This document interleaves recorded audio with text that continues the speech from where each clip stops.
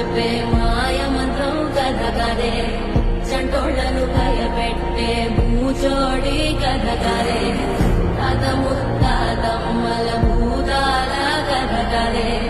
విక్రమాదిత్యుడు చెప్పిన వేదాలుడి కథ కదే దీపము నుండి బియ్యం వచ్చే అల్లా బుద్ధి కథ కదే ఇది ముడత చర్మం ముసలి చెప్పే